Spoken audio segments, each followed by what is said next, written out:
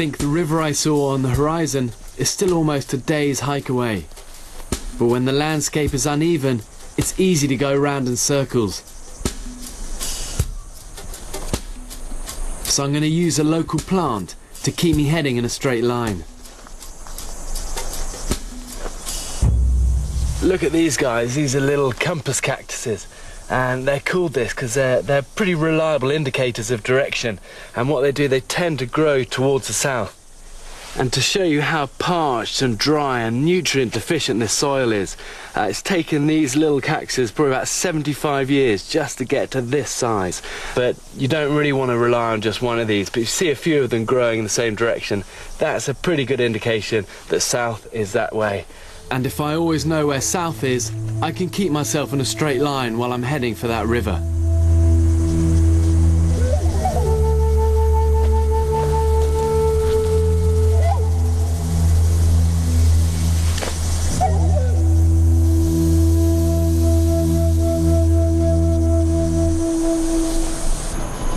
The Moab is part of the Great Basin Desert, the highest desert in the US and the furthest north.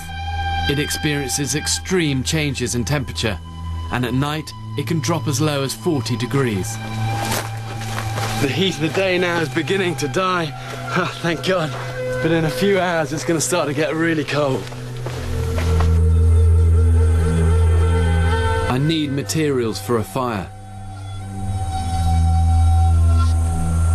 And whenever you're rooting around like this, getting anything, you've got to be so careful just for any snakes that camouflage them so well in the undergrowth.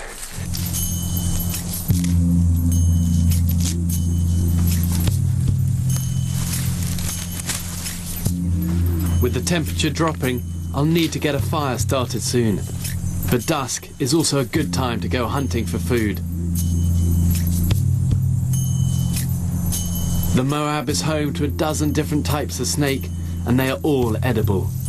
I'm gonna try and catch one for dinner.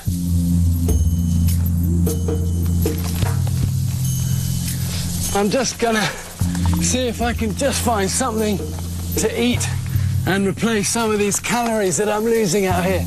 All snakes really, in the heat of the day, they'll be tucked away hidden in the shade, but at this time they're out, they're nocturnal hunters, and they're looking for food, just like me.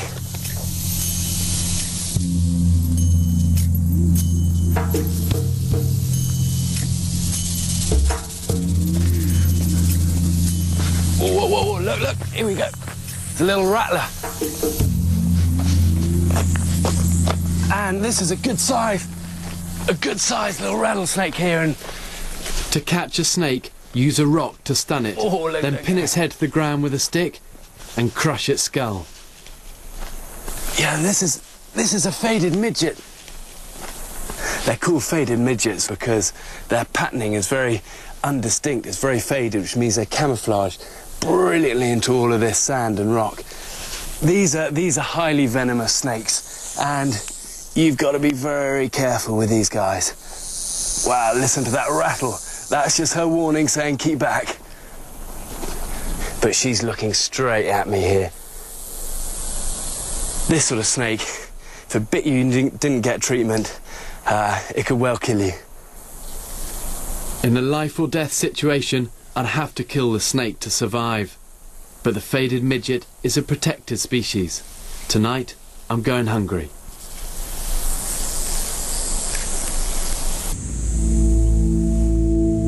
Snakes aren't the only creatures that come out at night. Mountain lions do their hunting in the dark as well. They're extremely rare, but this is just the sort of terrain they like. My #1 priority is to get a fire going. It'll keep me warm and ward off any predators. It's got noticeably colder now, but I've got a really good tinder nest here. I've got my kindling from that rabbit brush, and I've got my flint that I always try and carry with me. But the key with a fire is to nurture it when it's small. It's amazing when you're all alone, just how much strength you draw from having a fire.